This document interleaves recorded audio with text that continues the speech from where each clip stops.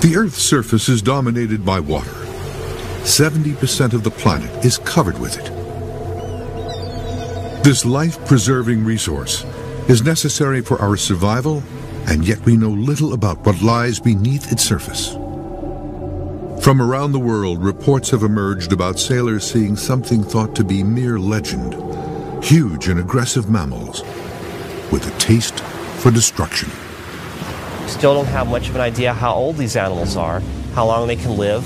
It's essentially equal to an underwater locomotive. The shape of the skull with this amphitheater of bone in the back is completely unique. I could start to hear the clang, the characteristic sound, the echolocation that they put out. And the clang would get louder and louder. Eyewitnesses report seeing rare white sperm whales. These monsters are said to measure up to 70 feet in length, weigh some 50 tons, and possess rows of 40 to 50 sharp teeth. As the largest toothed predators on the planet, they possess frightening strength and often have scars from their fierce sea battles. Fishermen the world over have feared this beast for centuries. It was the whale's mouth that had me trapped. Quando fui assim com a mão para baixo é que vi que estava preso naquilo.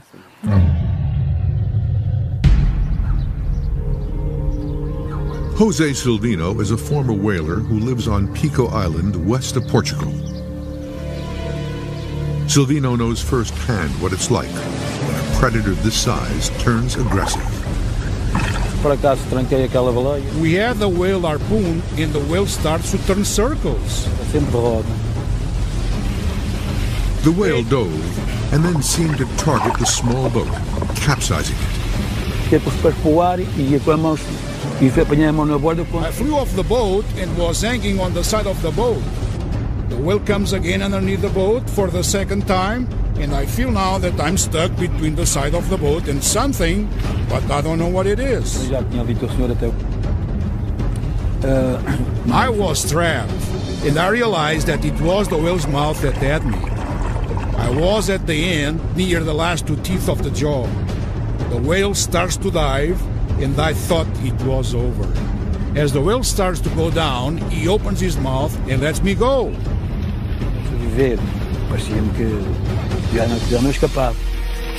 Silvino managed to escape. The whale was crazy. It hit the boat with its tail. The tail whip was so violent that it broke the boat. There was another boat filled with his cousins close by. Silvino climbed aboard, fearful the whale would attack again.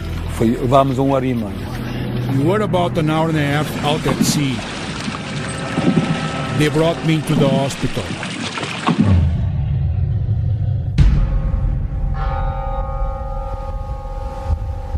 Silvino spent a month in the hospital. He waited 5 more before returning to the sea. The whale used its tail to shatter Silvino's boat, but the beast's most powerful weapon is thought by some to be its massive head. While there have been numerous reports of these beasts aggressively ramming boats, some biologists think the aggression attributed to sperm whales is exaggerated. If you think about it, an animal that big, 60 feet, 60 tons, it doesn't really pay to get in a fight if you don't have to. Dr. Ted Cranford, a biology professor at San Diego State University, has been studying whales for 2 decades. He is skeptical that whales use their heads as weapons. If you were going to use something as a battering ram, don't you think you'd rather have something that had something pretty hard in it, like a big bony mound or something like that? Despite Cranford's skepticism, stories have persisted about a whale that may be more aggressive than others, a white or albino sperm whale. It was stories of just such a whale that were the basis for Herman Melville's 1851 literary classic, Moby Dick. Albinism is a genetic mutation that prevents the production of normal pigmentation in animals. These rare whales have only been spotted a handful of times. One of those instances was here in the Azores, off the coast of Pico Island, the site of a former whaling station. This amazing and rarely seen footage was It captured was by... probably, I'm guessing 24, 25 feet by that time. Still, obviously, a young whale. This completely white sperm whale was photographed swimming near a large group or pod of mature whales. It could be dangerous if one sort of lost one's composure during the time that they were really close. It was pretty unique in my experience of seeing a lot of unique things in the water.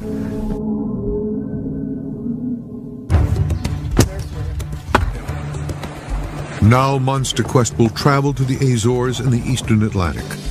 Their search will focus on finding out just how aggressive these albino whales might be. The area was an active whale hunting ground until 1987. It has a population of whales living close by. More importantly, this is the area where the completely white whale was recently spotted. The expedition team is made up of diver Dale Pearson, mammal expert Dr. Esteban Sarmiento, animal tracker Mark Peterson, and technology expert Jeremy Holden. Is there a reason why we came to this exact spot in these islands here? Well, yeah. I mean, right here. There's a reason right here. This novel right here is about a white whale that attacks boats. We've had a sighting on these islands, in the waters surrounding these islands, of a white sperm whale. Here. So, here. Pearson believes he knows why the white whale might be aggressive. If you're a white animal, the other sperm whales are grayish and darker color. They can blend in more to the ocean. If you're a white whale and you're just standing out glowing, you're going to be more accessible to predation from the time you're born. So you're going to have to develop an attitude to defend yourself because you're going to be being attacked more. Right. Something different, something easier, and in the ocean, when you're different and easier to spot, that means you're easier to kill. These massive beasts grow for the first 50 of their 80-year life cycle.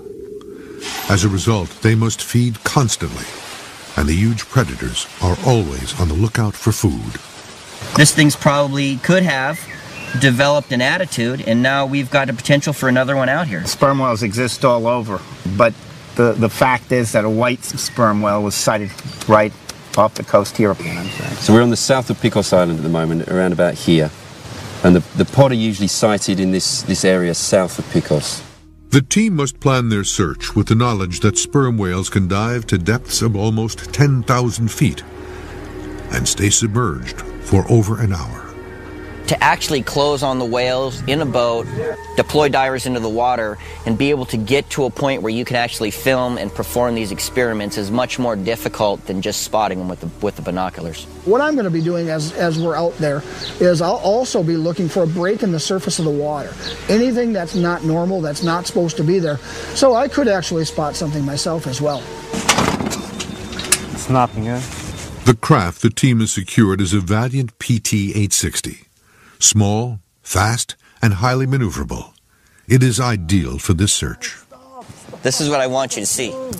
The ship's captain shows Pearson something that can be even more dangerous than the whale they're hunting. This is the Portuguese man of war, and this is probably one of the most dangerous things out here. I mean, you have a bigger problem with this than you will any kind of shark. Potentially, this right here is a real problem. Because there's, how many of these are out here right now, would you say? Kind of millions. Millions.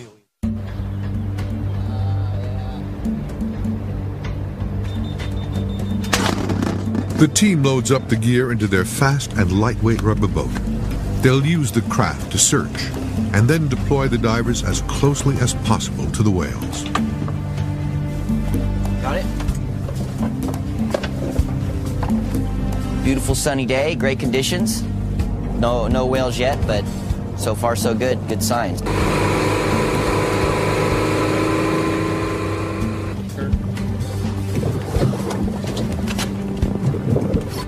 The team searches the waters for food sources that are likely to attract the whales.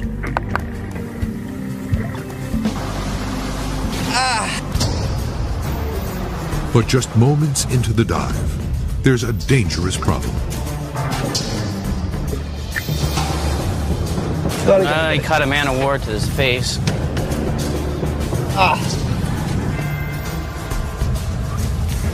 Get some gloves on and peel this thing off my face? Yeah, that's what I'm doing. The team has brought a trained paramedic for exactly this type of situation. He pours vinegar on Dale's face to neutralize the toxins on his skin. You can already see it on your face. No, it's extremely painful, like someone's shoving a knife into the side of my face right now.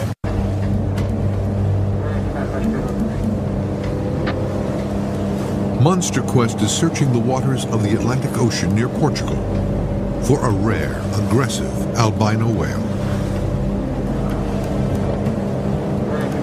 The sperm whale is the largest toothed predator on the planet and has been hunted since the early days of ocean travel. Early seafaring man thought the whales were sea monsters, like the Leviathan that swallowed Jonah whole. Then sailors in the 1500s found they could hunt the whale for food and used its skin for shelter and the bones to make tools. When the Pilgrims arrived on Cape Cod in 1620, they learned whaling techniques from the Native Americans. As the colonies grew, so did the demand for whale products. By the 1800s, America was able to light the world with whale oil, an industry that would last until the discovery of petroleum. A single sperm whale was known to yield as much as 100 barrels of oil, but its size alone made it dangerous prey. The whales were known to ram ships, sending them to their final resting place. The most famous incident involving a whale sinking a ship occurred in 1820. The Essex sailed from Nantucket and pursued whales in the South Pacific. Steve Olson-Smith is an English professor at Boise State University. He says this disaster was the inspiration for the epic tale of Moby Dick. One of the bull whales in the pod retaliated against the ship and rammed its bow with its forehead, put a hole in it, and sent the ship going down. The theory at the time was that the hammering of the ship's carpenter repairing one of the smaller harpoon boats mimicked the sound of an attacking whale. They got into whale boats and watched their ship go down, and the crew was left to endure the elements in open whale boats. They did so for 3 months, experiencing thirst, exposure, cannibalism, dementia, and ultimately death. Of the 20 crew members that were alive at the time of the attack, only 8 survived the ordeal at sea.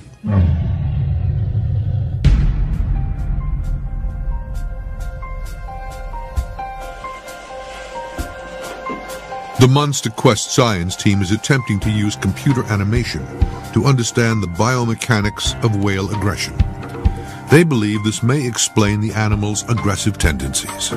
Sperm whales are not as gentle as many scientists believe them to be. Dr. David Carrier is a professor of biology at the University of Utah. He has a theory about the evolution of the male sperm whale's massive head. It would have to function first as a battering ram to injure an opponent, but it would also have to absorb enough of the energy of the impact to protect the attacking whale. The head of the sperm whale. There are 2 sort of long sacs of oil. On top is a sac that contains the spermaceti oil itself. That's the oil that the whalers were interested in. It's the oil that is just a really high quality oil for burning. Below the spermaceti sac is another sac which contains a waxier oil, and that sac is partitioned with vertical sheets of connective tissue. And the vertical partitions in the sac that's known as the junk, the partitions of connective tissue, we think are involved in dissipating the energy that's associated with a collision between 2 whales. This method of dissipating energy has also been employed by humans. One analogy that we think may be relevant are the crash barrels that are often placed below overpasses on freeways, a series of 100-gallon drums that are in a position to, if a car runs into them, the energy of that crash is going to be dissipated in the explosion of the contents out of the barrels. Carrier's hypothesis is modeled in the computer. With just some simple calculations, a simple mechanical model, using dampeners to represent the shock absorption that would occur during impact. And it turns out it is.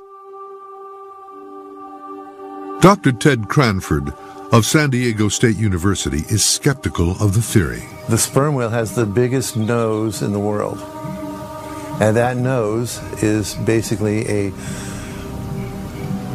bioacoustic sound generator.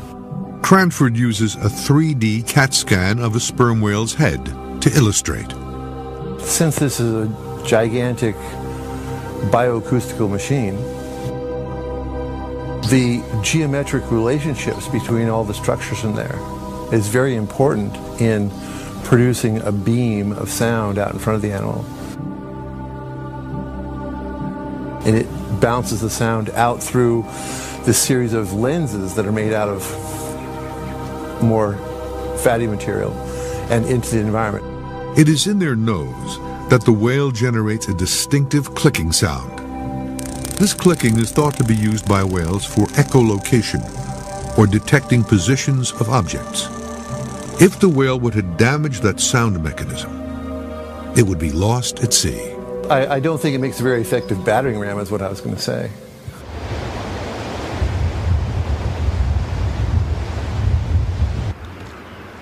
The expedition team is continuing its search for a rare white sperm whale that may be more aggressive than its gray counterparts. Dr. Esteban Sarmiento has located an eyewitness who can attest to the fury of sperm whales. He just grabbed the boat and started chewing.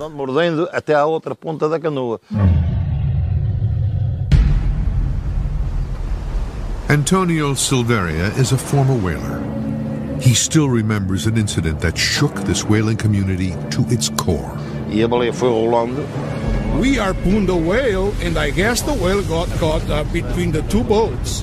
And instead of being face down, it was face up with its mouth up in the air. He just grabbed the boat and started chewing along the side of it, the whole length of the boat. I stayed in the boat and saw the whole thing. The whale chewed one of the men in the boat and cut off both of his legs. The man was taken to the local hospital, where he later died from his injuries.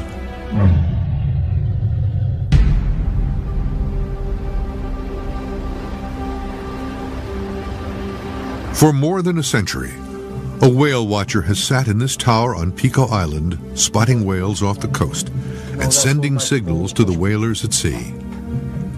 Whale hunting officially ended here in 1987, but today they use the same methods to spot whales for sightseers.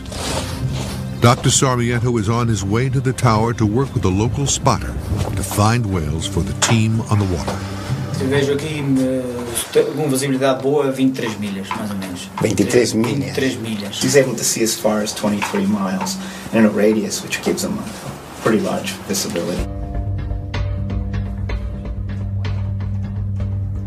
Sidonio Goncalves has been spotting whales for 30 years.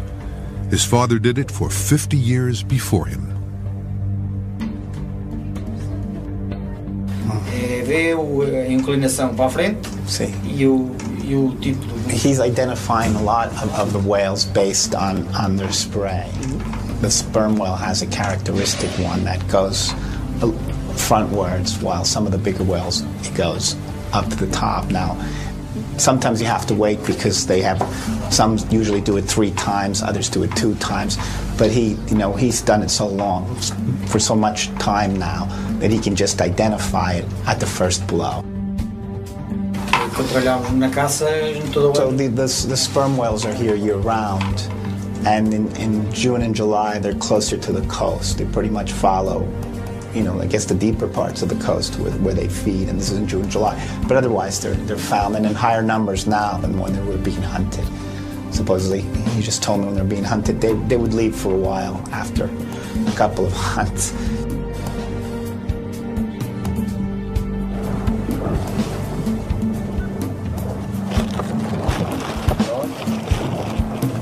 The team is facing rough weather. You know, with the waves, it's obviously harder to spot things, and then it's hard to keep the boat in position and get the divers in the water. It's a little bit more difficult than I had hoped for. You get some calmer seas, and it'll be a lot easier to deal with. They have yet to see any whales. But it's actually hard keeping track of the animals. Just as they surface, the boat's going to tip down, I lose the screen. I've got some shots, but I'm not going to review them now because I think if I look down at the screen, I'm probably going to be seasick. Holden is frustrated. Probably best that we go back. Disappointing not to see any whales, and it's sad we've got to go back now, but that's just the way it is.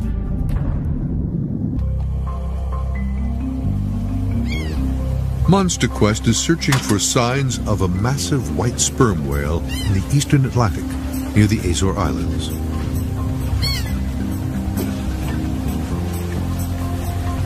The science team is attempting to determine how much of Herman Melville's Moby Dick was based on reality. Professor Steve Olson Smith has found notes Melville made in one of his sources, a natural history book that said whales were not as monstrous as legend suggested. Melville freely appropriated factual information from Beale's Natural History of the Sperm Whale, but he altered it to serve his own poetic and philosophical purposes in Moby Dick. Using modern technology, Olson Smith found new clues about Melville's writing in the margins of this natural history book. Very often, when there is surviving graphite, pencil lead, within an annotation, infrared technology will pick that up. Adjusting the contrast and the brightness, we can recover a good deal of the words Melville wrote into the book. What was revealed was that Melville had used a natural history book for basic research on sperm whales, but had then greatly exaggerated aggressive characteristics of the creature. In one of the notations, the word monster is more or less discernible by the naked eye. While Melville may have used some creative license, one aspect of Moby Dick's ferocity was based in reality: the idea of an aggressive white whale. Probably the closest we can come to an idea for Moby Dick is a magazine story Melville read entitled Mocha Dick, the white whale of the Pacific. Melville's description of the whale was drawn from earlier tales of a great whale called Mocha Dick from the Mocha Islands of southern Chile. It was a killer, and it was albino.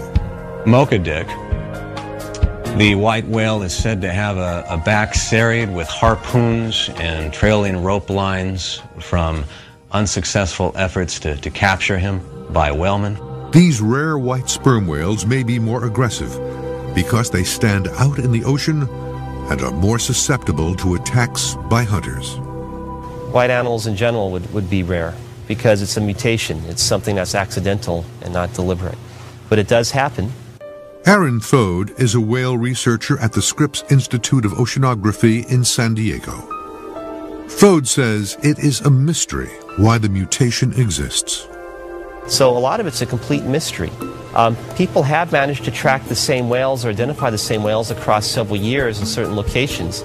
But even now, we still don't have much of an idea how old these animals are, how long they can live, what the migration is. The sperm whale can dive thousands of feet in seconds and stay submerged for over an hour. This makes tracking the beast very difficult.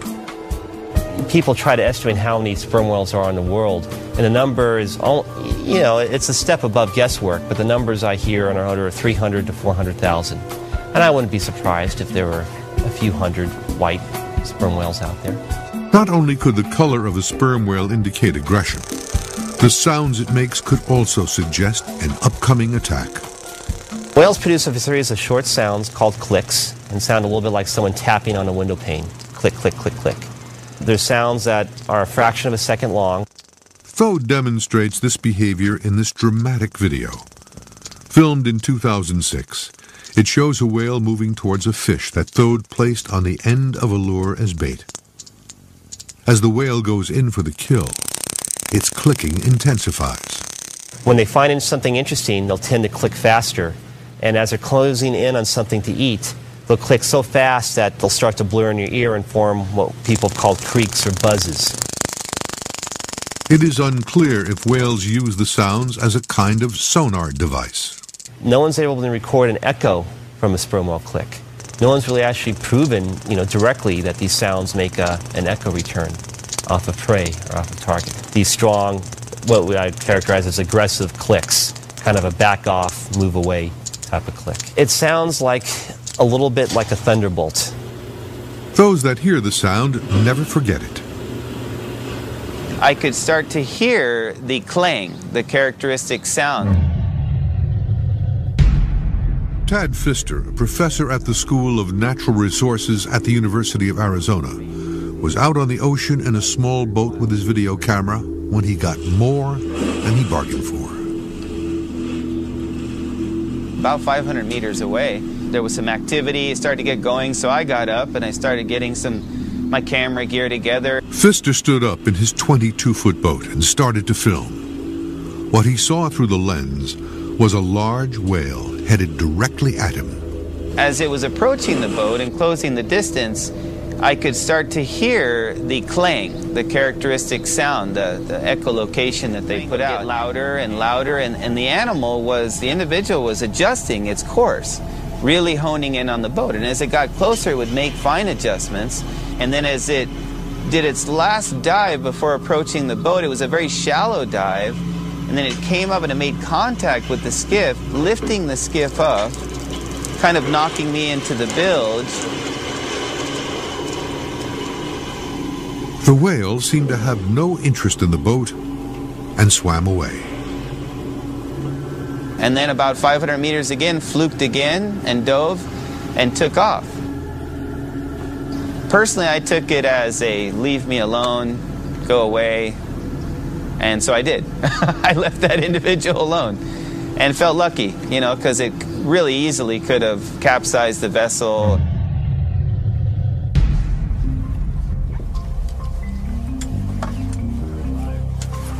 What did he say? Got it? The expedition team is on the hunt for this mysterious creature, while Dale Pearson recovers from his painful man-o'-war sting. This is my new jelly protection armor system. So far, the team has spotted dolphins, fish, and turtles, but no sperm whales.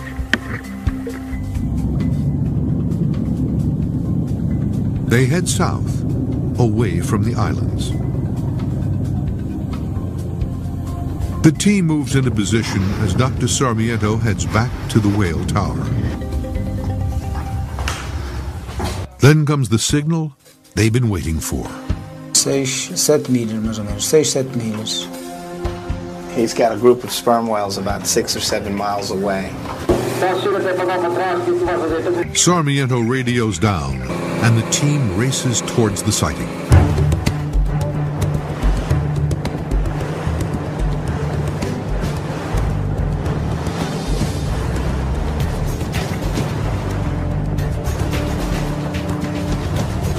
We'll try to pass in front of the whale, maybe 100 meters, something like that. Sometimes a bit more, a bit less, depends on what the animal lets us approach. The team gears up to get in the water as the captain explains what will happen. The team gears up to get in the water as the captain explains what will happen when they get into position. I will make a turn, and I won't make the whole way. This way you have to swim. This is the animal. We are to this, and you have to swim this.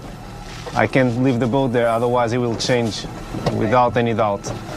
So you will have to swim 20, 30 meters, depends, and wait for it to go straight to you. Sometimes they change direction, sometimes they don't. That's the game. But the whale is gone almost as soon as the divers break the surface. Not a friendly one. We've just seen our first sperm whale, a couple of 100 meters off the boat. It seems to be a solitary male, but it's dived down again now, so we're going to just wait around for maybe 20 minutes for it to come back up. The waiting game begins. Sperm whales can dive up to 10,000 feet and stay underwater for nearly an hour and a half. Let's see if it appears again, if we can do something with it.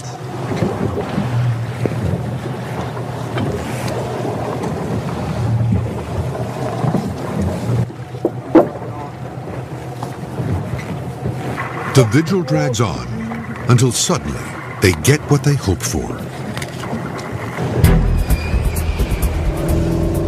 Just had a spotting of a whale over here. A blow?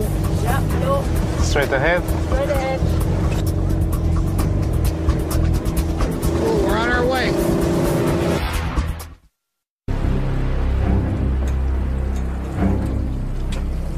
Monster Quest is in the Atlantic Ocean, searching for aggressive albino whales.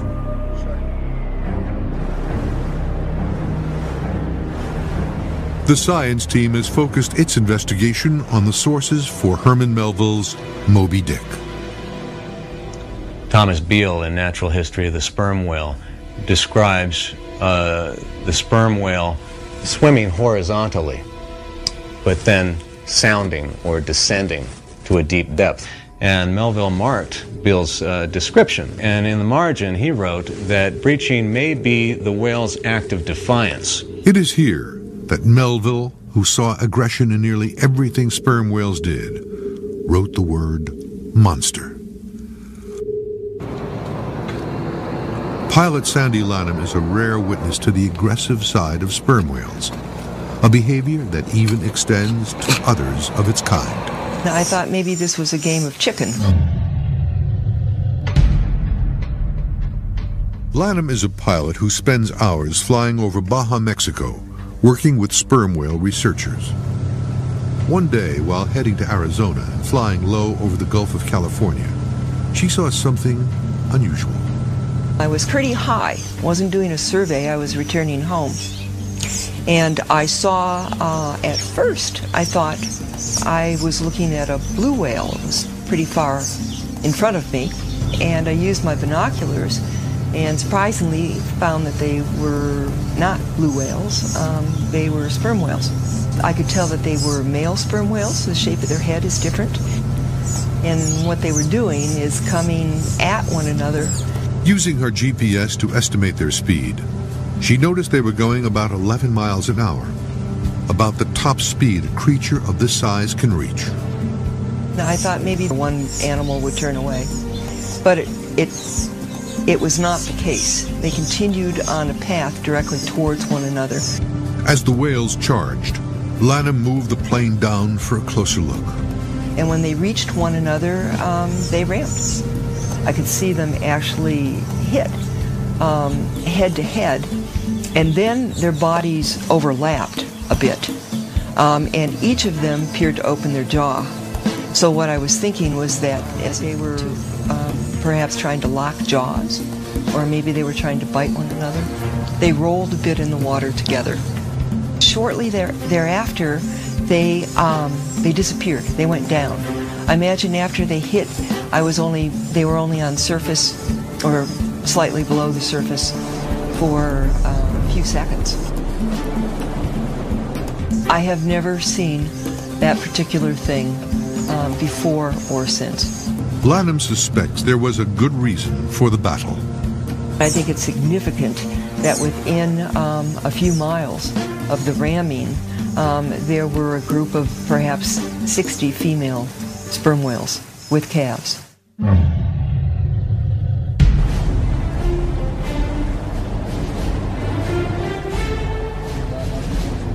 Monster Quest is in the waters off the Azore Islands in pursuit of just such a whale. They want to see if it is a rare and possibly more aggressive albino sperm whale. We need to pass in front of it so we can leave the cameramen in front so they can meet each other. Otherwise, there's no chance. Again, the whale dives before the team can get in position. Oh, God! The whales are extremely intelligent, and it's almost like he waits for us to get right in position, and then dives and just flips us the tail, you know. The expedition team can't seem to get close, but like the relentless Captain Ahab, they will stop at nothing to find this monster. So the whales that we're seeing today are probably individuals, lone males, and they're just not hanging out. They're not letting us get close at all.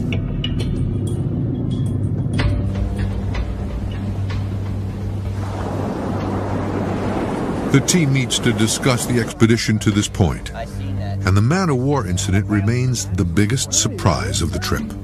How'd you guys do? Did good. I found a jellyfish. Look at. I can see. Yeah. What'd you come up with? I was talking to some locals and went to see the guy at the watchtower that looks for the whales. Yeah. I got some pretty good stories really from the locals about getting chewed and people losing their legs. Really? From whale attacks, yeah. The captain gives them discouraging news.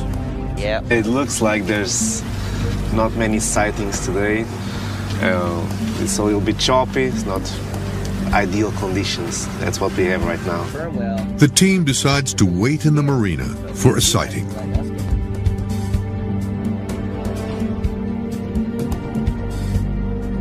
We got good looks at whales yesterday. We saw some, but the whales obviously have a high degree of intelligence, because as soon as you come near it, they let you get close enough, and then you feel like you're going to be able to film them, and then they go fluke up.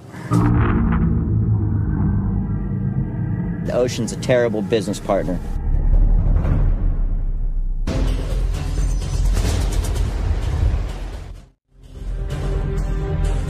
Monster Quest is searching the Atlantic Ocean off the coast of Portugal for the real Moby Dick. This elusive creature is the subject of terrifying encounters that go back generations. This scholar has uncovered Herman Melville's lost notes, which show how he created his vision of the monstrous whale, Moby Dick. These fishermen were both nearly killed while trying to harpoon a whale. This man's boat was almost capsized by a sperm whale. And this woman witnessed two large bull sperm whales butting heads in a fierce battle over females.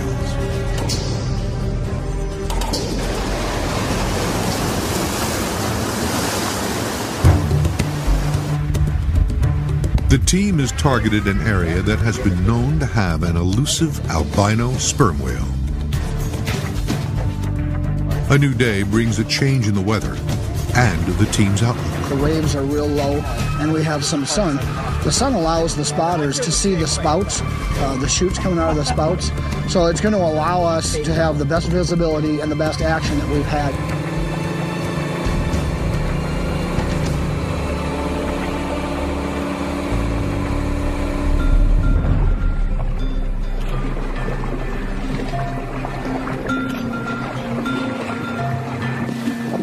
The team has found a pod of whales.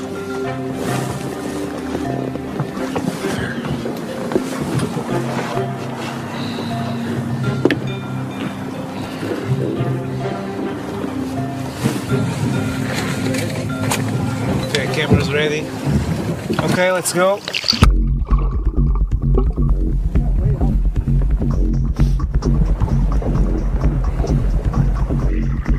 The divers entered the water cautiously.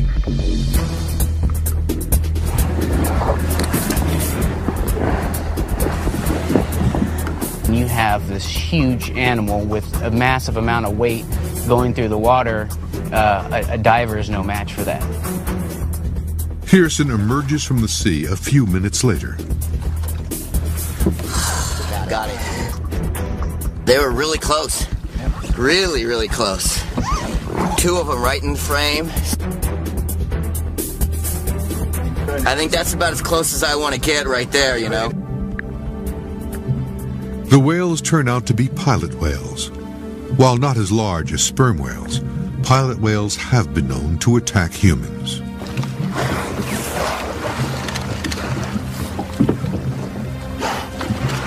When the team examines photos taken by Jeremy Holden, they get a better look at the sperm whale and realize just how close they came to the elusive creature.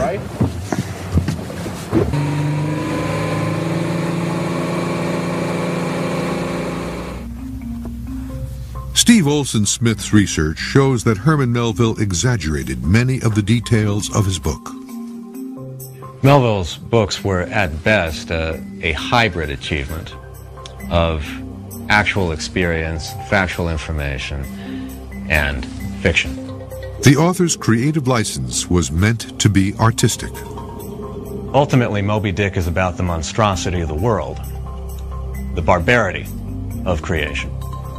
Melville appropriated passages from a natural history book describing sperm whales as ferocious creatures with a thirst for human blood, dismissing other accounts that did not support this view. Smith's research also turned up another startling fact. Melville discarded the original and very different ending to Moby Dick. In the published version of the book, the white whale sinks the Pequod and all hands go down with it, with the exception of the narrator, Ishmael, who survives to tell the tale. But in this early rough sketch for a conclusion to the book, Melville seems to have visualized whaling crews in whaleboats towing the carcass of a slain whale away from the vortex created by their sinking ship, indicating that they were to lose their ship but get the whale. Melville changed his mind and allowed the whale to escape into the unknown. It was an ending he later saw come to life. In 1851, the ship Anne Alexander went down near the same spot where the Essex had sunk.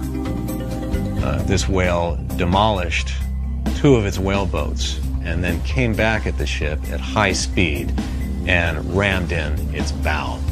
And the sailors had to evacuate in the remaining whaleboats and watch their ship go down.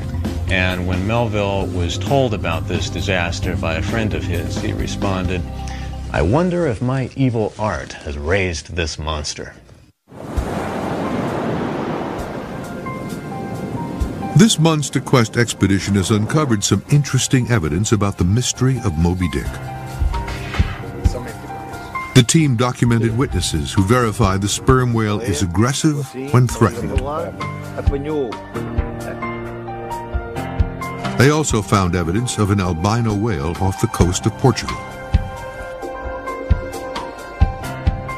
And the divers found the whale to be an intelligent and elusive animal to track, a fact Melville may have recognized when he changed the ending to his classic book.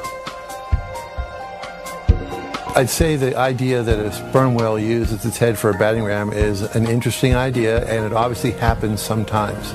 But it seems like that's the kind of thing that happens under extreme conditions. There have been a few ships that have been sunk, and some whalers have written about them. If you stick them with a harpoon, they're likely to do anything. They dive deeper than any other mammal. They feed on giant squid. It's a byword for a monster, a byword for a quest. If you think about how much of the ocean we actually observe, it's been often said that we observe less of the ocean surface than we do of the moon.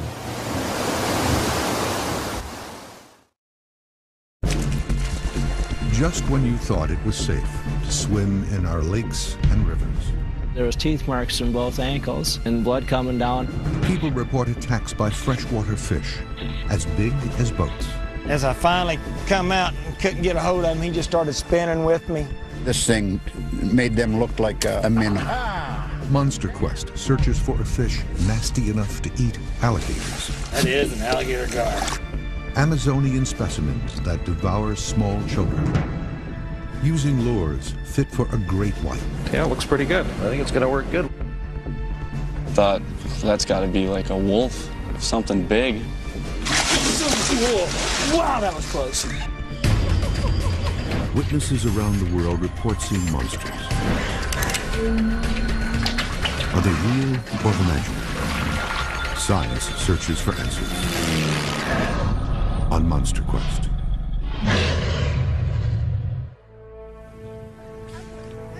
Every summer, millions of vacationing families head for freshwater lakes and rivers to cool off and have fun.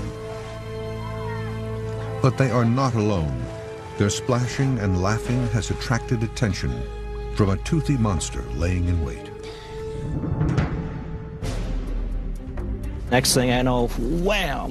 I just got hit, and it was full force. was very hungry, and it took a chance on something it saw dangling in the water. About like 20,000 needles sticking in both sides of your hand. And we caught some huge ones, as big as the bow of the bass boat. Are these stories fact or fiction? Monster Quest will travel the world looking for proof. Gauging the danger to humans. Using science to unlock the mystery on how big these creatures get.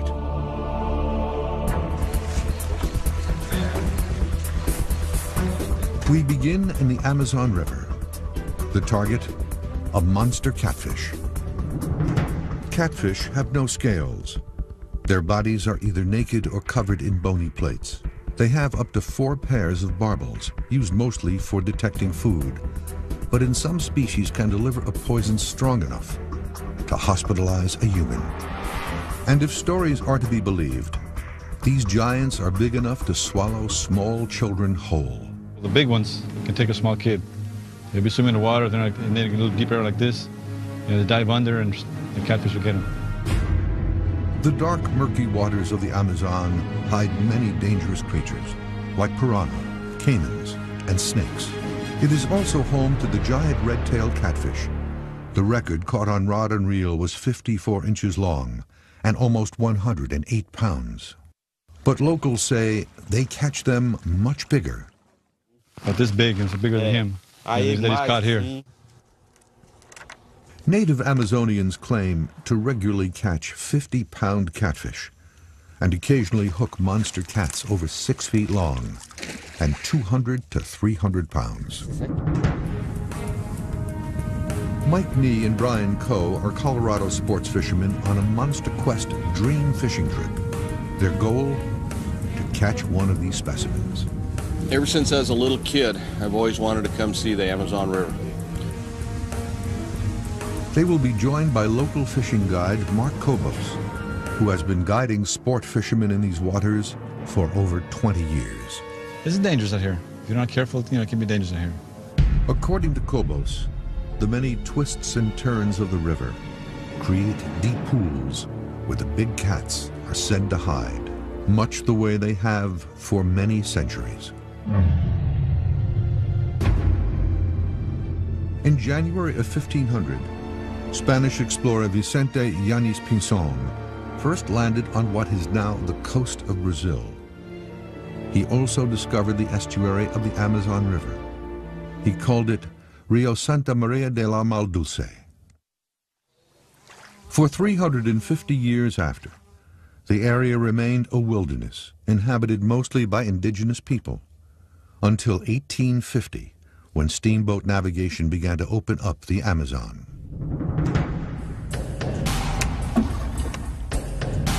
It is still remote enough that big fish stories don't reach the outside world. People get up and down here by the river taxis, and that's the roads, the waterways. This lodge will serve as the base camp for the giant catfish expedition. It's located in the heart of territory prowled by catfish and other record-breaking giants. We chose this area because after fishing all around the Amazon, this was the area that produced the most trophy-sized peacock bass, and it's 20 minutes from where the world record was caught. Mike Messina is the only biologist from North America currently working in this area to study this beautiful game fish. Fish is 4 pounds, 6 ounces. About 3 years ago, we started a large tagging program. We weigh and measure the fish. They're caught hook and line. We go ahead and we put a tag in the fish, get a GPS coordinate so we know the latitude and longitude, and let the fish go. And the idea of this particular program here is to try and recapture the fish, determine the growth rates and the movement of the fish. Although Messina's work primarily concentrates on the peacock bass, 49. He's well aware of the catfish that roam this river. There are a lot of big fish down here. There's some very large catfish and other types of Amazonian native fish that grow very, very rapidly. For generations, people living along the shores of the Amazon have told stories of giant catfish slurping up their children. And to this day, the deep, dark pools where these giants are said to live are avoided. I've heard stories of catfish wash up on the beach, and you see the feet sticking out of his mouth. It's a small child that can catch. This woman says it happened to one of her family. Back then, the parents didn't let the kids and children play too much in the river, because the river they had a lot of catfish, big catfish, and they call it fera, which is like a beast.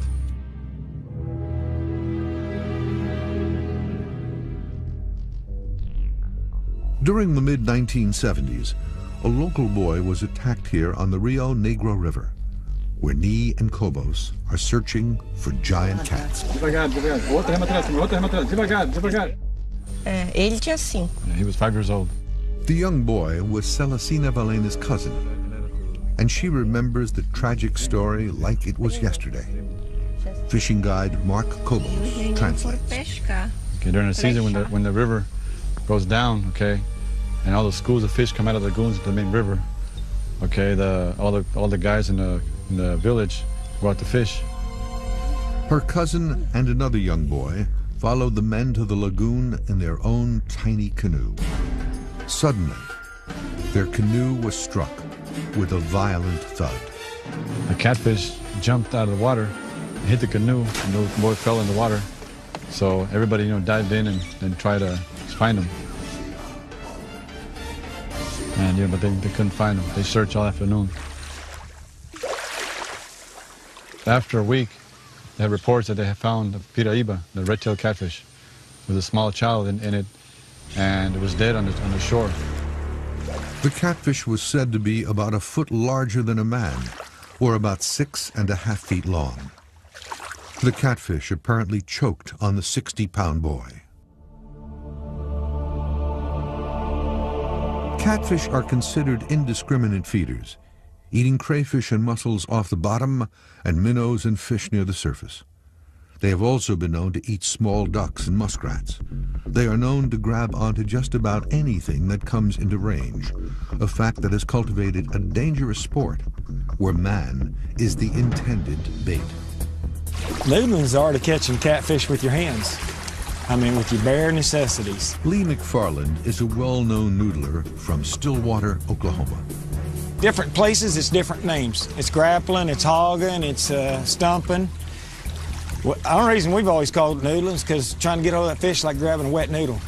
To me, I've been doing it with my hands ever since I was a kid. And I'd rather do this than catch them with a rod and reel anytime. Not everybody does it, and everybody thinks you're crazy if you do, but...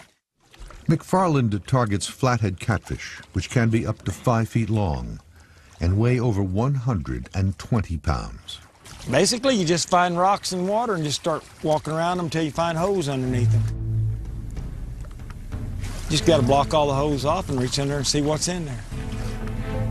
Try to get them by the bottom lip, and once you get that bottom lip with one hand, you try to put your thumb in the corners of the mouth over to the sides, and you take your fingers through the gills on each side. As soon as you get a hold of them gills and you bring him out, you try to put that tail between your leg and wrap your legs around that tail to control the tail. If you don't control that tail, you don't control the fish. Experienced noodlers take a physical beating. Their hands and fingers sometimes look like they went through a meat grinder. It's like taking 2 wire brushes and smashing your hand between it and then jerking your hand out. Like 20,000 needles sticking you in both sides of your hand. But it is also very dangerous, as McFarland experienced firsthand. He ain't worth dying for. I don't care how small or how big he is, there ain't no fish worth dying for. The catfish of the Amazon and Oklahoma are big, but nowhere near the size of the catfish found in Asia. So the largest freshwater fish that we found was last year, and it was 9 feet in length and 646 pounds. According to researcher Dekalia Chungnupa from the World Wildlife Fund, the largest catfish are found in the Mekong Delta of Cambodia. The Mekong giant catfish is found in the lower part of the Mekong River, which starts out in Tibet and ends in Vietnam in the South China Sea. There is a long tradition of fishing for giant catfish. Cave paintings dating back over 1,000 years reveal how the Mekong people believed it's a sacred fish because it lives on plant matter and meditates in deep pools of the Mekong River, described as somewhat like a Buddhist monk. This Mekong cat is nearly 5 times heavier than the largest catfish in the United States. However, the catfish Lee McFarland hunts are far more aggressive. Oh, you couldn't wipe a smile off with 12 undertakers after you get one over 50 pounds. Noodlers target this behavior by fishing with their bare hands under riverbanks and submerged trees. A dangerous sport, most take in stride. Oh yeah. Right. That's not bad. Yeah. They'll be about the same size. I think not a bad start to a day. Right. Ow! Hey, he's strung up and he's biting. That ain't fair. But not all days end this way. In 2002, at Lake Carl Blackwell in Oklahoma, McFarland met his match.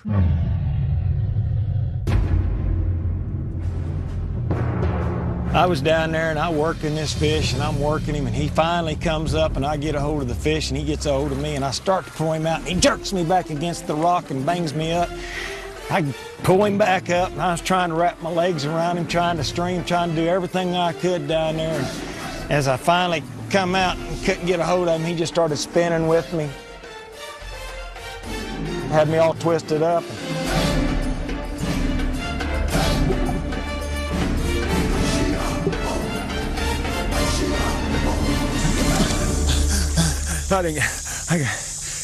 McFarland estimates the catfish was over 100 pounds, a sizable foe for even the strongest man. He started spinning, I just couldn't hold him.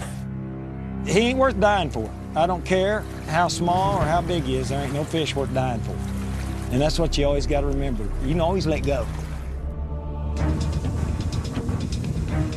McFarland's 100-pound attacker is just a runt compared to the monster catfish of the Amazon, where Mike Nee and Brian Coe's hunt is underway. Mark Kobolts will guide the team to spots where big cats are often caught.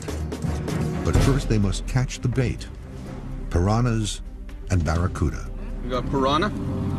Sí. Around the corner? This is in the lagoon. In the lagoon? Yeah. Okay. And we'll troll? Yes. Okay.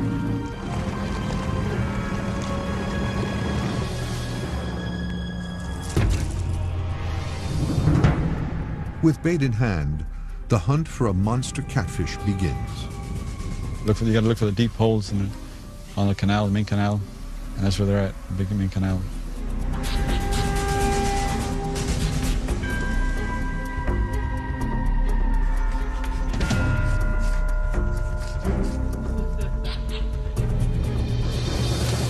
Pitched out a big old piece of meat and with about a 100-pound test line and sat and waited.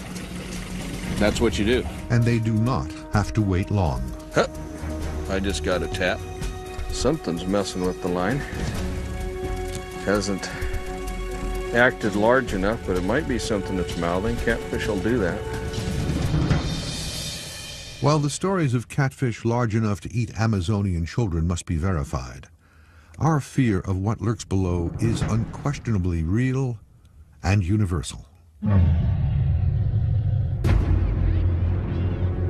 In 1975, the blockbuster movie Jaws tapped into this fear, scaring many water lovers inland for good.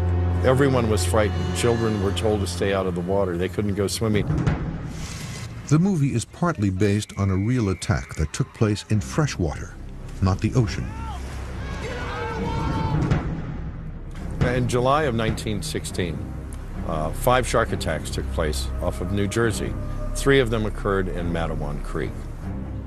Nearly 15 miles upstream from the open ocean and the brackish waters of Matawan Creek, 12-year-old Lester Stilwell and his 24-year-old would-be rescuer, Watson Stanley Fisher, were killed. There were young boys swimming. A shark attacked 2 of the young men. A third boy was injured later that same day in Matawan Creek. Experts believe the attacker was either a bull shark or great white, odd visitors to a tidal river just 40 feet wide. Shark might have gone up the creek to attempt to find food. It might have simply wandered into the creek. That's a matter of investigating a local area. The reason these attacks stirred such fear was because they occurred in fresh water, not in the typical hunting grounds of the Atlantic Ocean. Matawan Creek is not the only place that toothy monsters are found.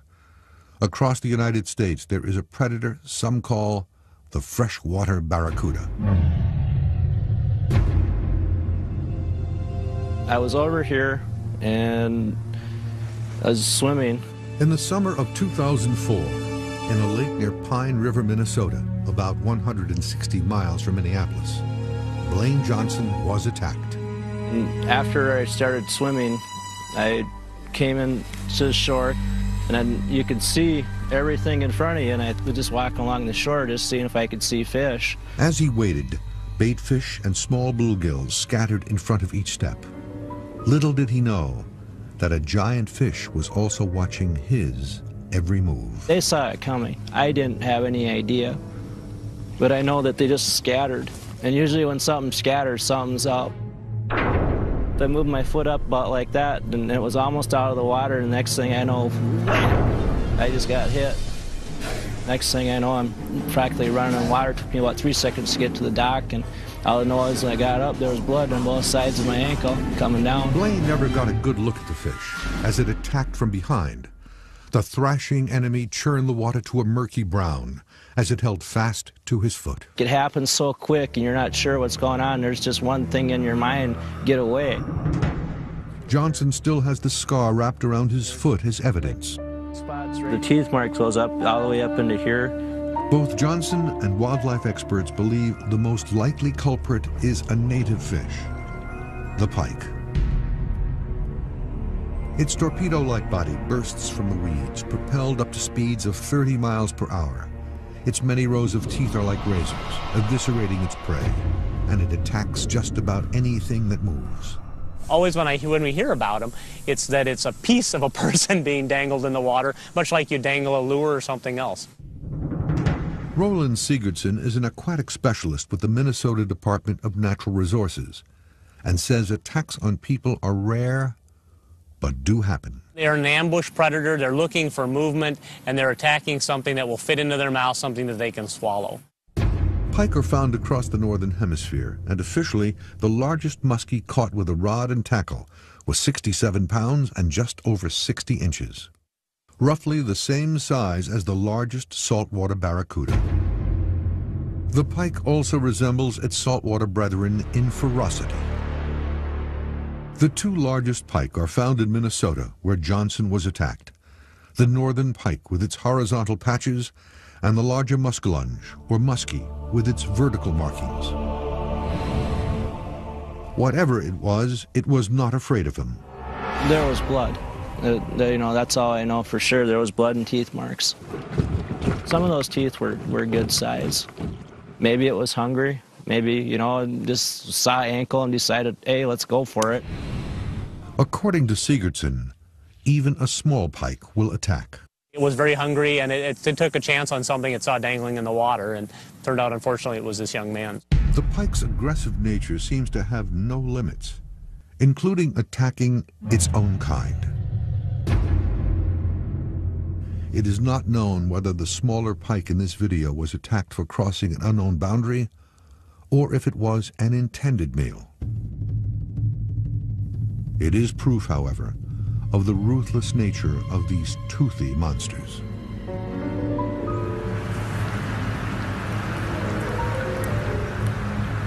When I first saw it, I thought, that's got to be like a wolf or something big.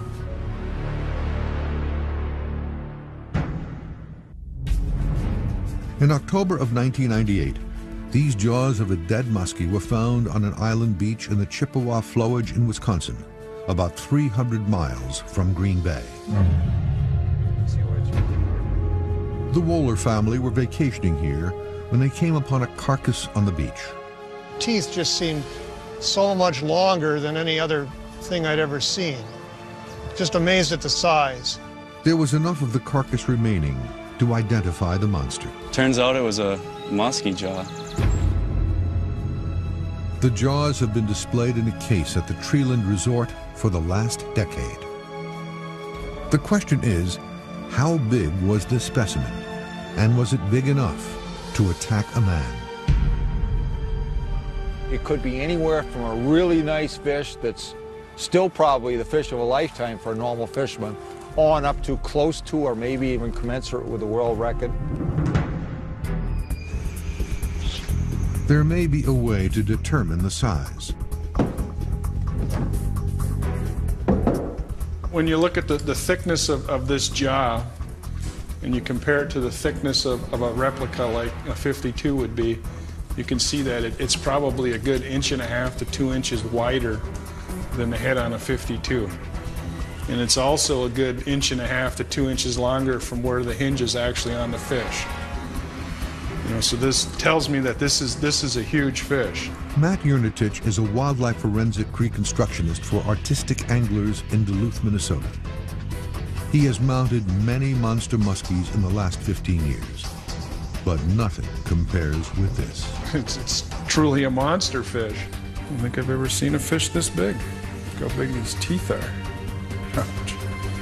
That would leave a mark. Imagine that swimming around in the lake. Heads are pretty much proportional to the body on muskies. So if you make the head bigger, you've got to make the body bigger. It will take approximately 6 weeks to complete the full body, and the results could be amazing. Wisconsin is not the only place in North America with giant fish. According to this man, the cold, clear waters of the Arctic Circle hide something. A lot of fishermen don't believe it, but I was there. He had an encounter with a fish as big as his 14-foot boat.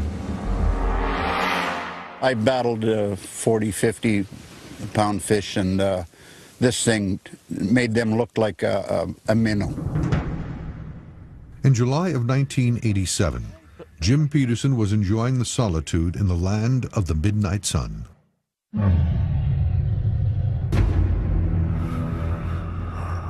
We were trolling in probably 50 or 60 feet of water. All of a sudden we had this hit. Look at this! I got a bite on here. I said, that's a big fish. He's staying out there too. Yeah, he's hanging out there. Little did I know we'd be sitting there for 6.5 hours. Wow, will this rod hold it? The fish would take off and then he would stop. I'd start the engine up, drive towards the fish so the fisherman could keep his line tight, get him vertical in the water so we could pump him.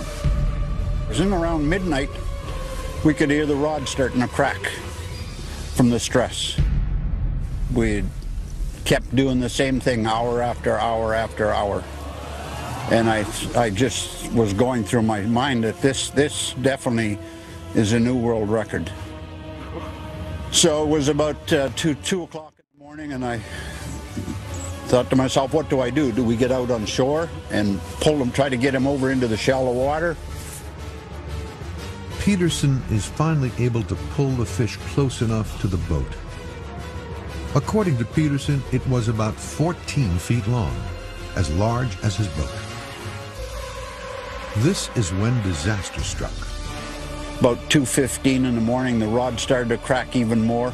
About 15 minutes later, the rod shattered in 4 pieces, and the line snapped, and the fish was gone. Peterson never got the fish to the surface, but the general shape and coloring points to the lake's top predator, the lake trout. Lake trout have vice-like jaws, keen eyesight, and are considered one of the strongest fighting fish around. The largest lake trout caught with a rod weighed in at just over 72 pounds and measured 59 inches, but there have been reports of 120-pound specimen. I have no doubt that it was a monster lake trout. Wildlife author and biologist Dick Sternberg has come to Point Lake to search with Peterson for the monster.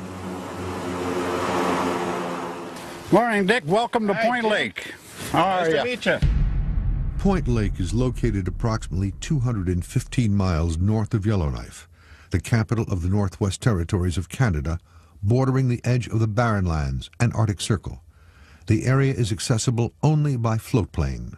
Oh, there's a certain mystique about lake trout. They're down in that deep, dark water where, they're swimming around in the rocks and in the crevices. And I know they can live 50 years, and they probably, you hear stories of them living longer than that.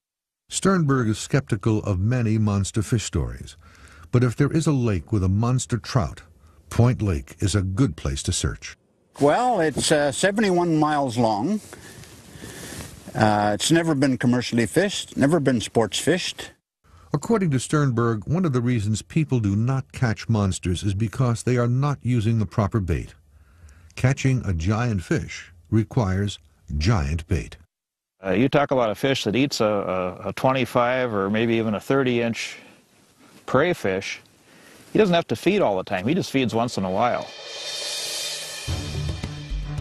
Months before, Sternberg set foot on a float plane for Point Lake. He designed 2 one-of-a-kind lures to help test his theory. Hey, Brad. Hi, Dick. Brad Peterson of Waterworks Fishing Accessories, a division of Metro Molded Parts in Minneapolis, has been creating lures for sport fishermen for decades, but never anything on the scale of what Sternberg has in mind. I want to make one that looks like a minnow bait.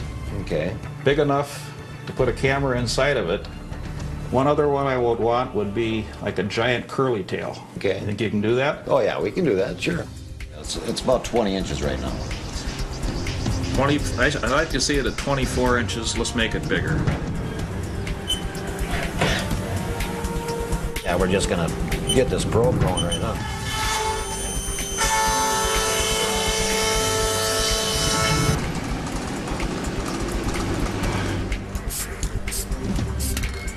Tail looks pretty good. Well, hey, Dick, this is what we come up with. Wow. Boy, that looks great. Yeah, I think it's gonna work good. We got a camera in the front. That should have a nice wobble to it, too, with that lip. Oh, yeah. Yeah, I mean, that looks just like a real minnow bait, doesn't it? It's just a bigger one. I like that color, too. In fact, I've got some lures that are exactly that color. They'll begin their search from the Petersons' Point Lake camp. The camp is right here in the West End, and what I'd like to do is travel about 4 or 5 miles down into this deep bay in here. There's big deep holes in there, and I've been in there before, and there's been some pretty big trout taken out of there. Their first search point is a rock outcrop near where Jim Peterson had his encounter in 1987. The minnow camera lure will be deployed first. Well, what I'm trying to do is use the downrigger as a weight to get this camera lure down to the right depth, and then we'll pull it along with the downrigger, keep it at the depth we want it. What do we got for depth, Jim? 36 feet. Well, I can see a little bit. Yep, I'm starting to see a little something now. Really? So it takes about 47 feet to get down 29 feet, in other words. Chances are, if there's a really big fish around, he might come up and at least take a look at it.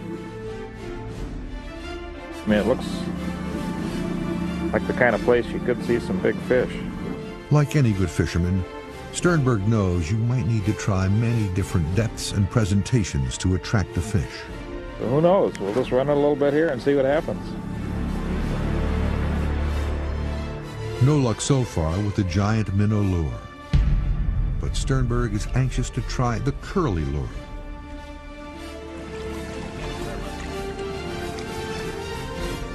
They launch the lure, but notice there's a problem with the design. The tail is obscuring the camera. What do you got it at?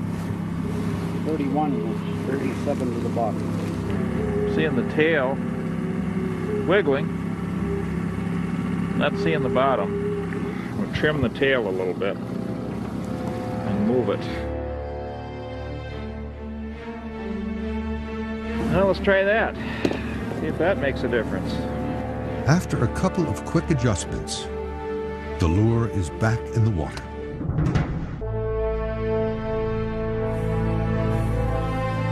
Dick Sternberg and Jim Peterson are looking for a monster trout in the cold, clear waters of northern Canada. While their search is based on Peterson's unverified story, there is another giant fish whose behavior and size is better documented. They're just a big, toothy, nasty-looking critter. The alligator gar, weighing in at over 350 pounds and over 12 feet long. This prehistoric-looking monster is an aggressive, solitary fish. It gets its name from its appearance, with its long snout and 2 rows of teeth used to pierce and hold its prey. It resembles the alligator in both appearance and ferocity. It feeds by lurking amongst reeds and other underwater plant life, waiting for food to pass by. Its range is throughout the southern United States. You know, they'll eat anything, and they can catch anything. One tale from the early 1900s recounts a fight with an alligator 5 feet long. The gar succeeded in devouring the gator after cutting him into 2 pieces with its powerful jaws. There's very few places you can go anywhere that you're liable to catch a fish bigger than you, and this is one of them, here in Texas. For 15 years, Kirkland has run an alligator gar guide service out of Dallas, Texas. Fish are going to be from about 7 to 8.5 foot long, with lots of the 100 to 150 pound fish. Officially, the largest alligator gar caught on tackle was 279 pounds and 7.5 feet long, as large as a male bull shark. But long before record keeping, fishermen caught monsters like this 10-footer in 1910, where alligator gar set themselves apart from other gars are by the teeth. An alligator gar has 2 rows of teeth. The teeth will be from just real little small teeth up to teeth maybe almost as big as a pencil. So, and they have, their front jaw actually overhangs their bottom jaw, and they have like 6 teeth that hang out of their mouth. So even if their mouth's closed, they can still get you. I've had people bit. I've had people hit by them with their head. I've had people cut pretty bad with their teeth. The Trinity River, located about 60 miles southeast of Dallas, will be the location of this monster quest effort to videotape and catch a giant-sized gar. It's well over 600 miles long. It's really narrow and winding up in this area. It has one of the best populations of alligator gar anywhere in the world. Kirkland uses heavy-duty rods and reels typically seen in deep saltwater fishing. He also uses multiple bait alarms, so he can have more than 1 line in the water at any time. This is a bait runner on this rod, and you set it in the alarm, and the line will come off of it automatically when the fish start taking it. And as it goes through the alarm, it'll make a beeping noise. With the bait alarms in place, all that remained is for a gar to strike. Kirk is guiding fisherman and Monster Quest videographer Jared Christie. It is Christie's first time fishing for alligator gar. You have no idea how big the fish is going to be. You don't know if it's going to be 10 pounds or 200 pounds. They do not have to wait long. We got a fish just went off, just taking the bait and running. She may chew on it for 10 minutes, and just keep working it back, getting it further back so she can take the bait. We're just right behind it, just following it. So it doesn't even know we're here. A few moments later, it is time to set the hook. I'll let you get on slacking. Start reeling, start reeling. Start reeling, come on. Hit him again. There you go. Now reel him in. You got him now. Pump down on him, raise him back up. Jump again, put some pressure on him. That is an alligator gar. Nice. Get him on this side of the boat, and I'm going to put this noose around him. Back up. Now stop him about right there. Don't push too bad. Whoa. Wow, that was close. Look here. Just about got me.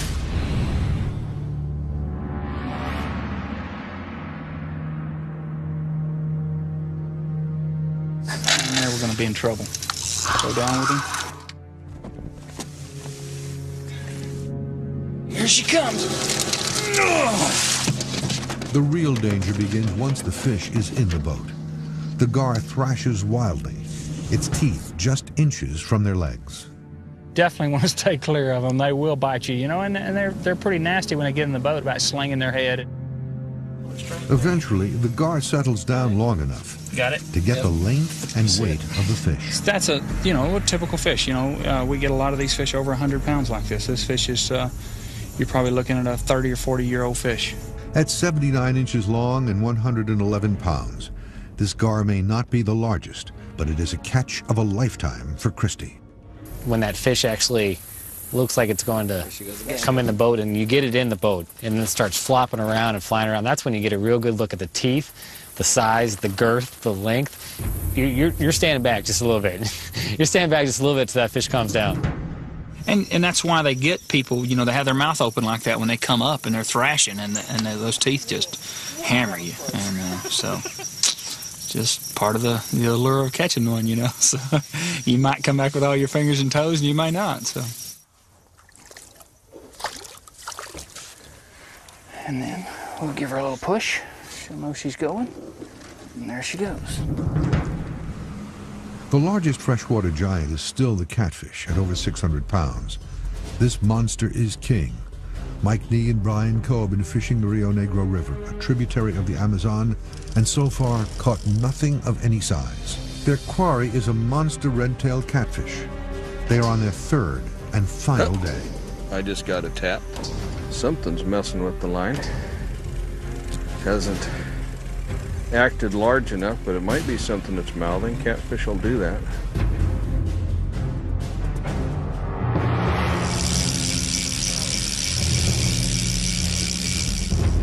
They fished a number of deep water holes known for big catfish, but caught nothing larger than 20 pounds. Just a baby compared to the legends. Catfishing this afternoon has highly disappointed me. I was really expecting a monster fish. We're just in the wrong spot.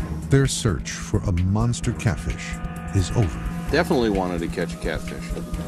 Yeah, but there'll be another time. In the old days, you would see a lot more of these here, the big ones. Now you got more people here being fished out, but there's still some big ones in the rivers. Halfway around the world, Dick Sternberg and Jim Peterson are in the Arctic Circle hunting giant trout. They too are in their last day with one last lure to try. You know, we've been trying a lot of different methods here to try to get some of these big trout on film. And haven't had a whole lot of success so far, but we got another idea here. We're going to keep trying. While Sternberg continues his search, proof of a giant muskie in Wisconsin has been found.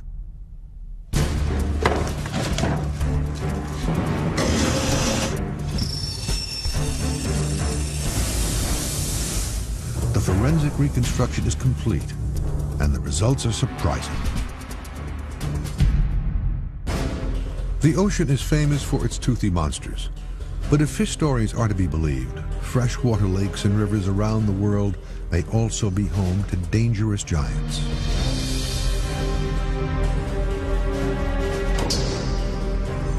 This family found the jaws of what they believe is a record-breaking pike. She was there when a cousin was knocked from his canoe to be devoured by a monster catfish. And this expert believes you need to use giant bait to catch giant fish.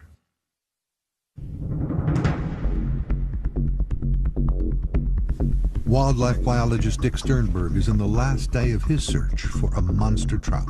There's big deep holes in there, and I've been in there before. And Jim Peterson has brought them to one of his hotspots. Well, here we are, Dick. We're in that spot I was telling you about, so we'll get ready and drop a line over and see what happens. Well, the first thing, Jim, I guess we get our minnow bait with the camera into the water. Yeah, she looks like she's going down pretty good. Yep. Okay, slow her down a little bit. Keep her pretty slow. All right. 44 feet right here, Dick. Hopefully one of these monster lake trout will come up and take a look at it. Sternberg says trout continue to grow throughout their lives, so big fish are likely old fish. And this area has just the right conditions. The lack of commercial or sport fishing, the abundance of food, and the cold, clean waters mean lake trout likely do live longer here. If he can capture proof of a 6-foot-long trout, then new light may be shed on the many credible fish stories. Another one right there. Yeah, well, there's another one. Oh, there's a bunch of them. Yeah. Peterson's depth finder shows schools of fish, but nothing significant comes up on the minnow lure. We'll try it again after a while, but I think I got a couple other ideas, some other things we might want to try here. Sure. Taped our camera to I guess this is called a halibut rig. It's a big chunk of wire, and we got the fin here so it'll track straight in the water. And we're going to put a Cisco on this hook right here, and the camera will be pointing right at it. Let's drop this thing in and see what we can see with it. That looks good. I can see the Cisco. I can see the bottom. It looks like the kind of spot where one of those big guys ought to live. They do get good video of lake trout in the 20 to 30 pound range, but nothing like they were hoping for. Well, we ran that thing for a while, Jim, and didn't see anything. Their attempts to capture a monster lake trout on video prove unsuccessful. Sternberg believes the monsters do exist, but finding them isn't easy. We know they're out there, but you look at a lake of this size, and you got 75 miles of water, whatever it is here, and 300 feet deep, and we probably scratched about 1% of the area, you know. And what about the pike jaws found in northern Wisconsin in 1998? Did they come from the largest pike ever recorded? Matt Yernatich's reconstruction is finished. We made the world record muskie at one time, and it was similar in size to what this was. And we did that from measurements we were given at the time. This one was just a hair on the bigger side. If Yernatich's estimates are correct, these jaws came from a muskie that was just over 6 feet long and roughly 70 pounds, over twice the size of the pike that attacked Blaine Johnson in 2005, and likely larger than the world record muskie. It is hard to know whether many stories of monster-sized fish are real or fabricated. History says giant fish did exist, but their numbers have been depleted over the recent decades because of overfishing and pollution. Yet, big fish tales continue. According to experts, fear drives many stories, and the success of movies like Jaws. People were frightened, and that tenure, that feeling, remained in the area for many, many months. Our freshwater lakes and rivers are safe for the most part, but occasionally a real monster is lurking and waiting to be discovered, just like the monster pike found in the waters of Wisconsin.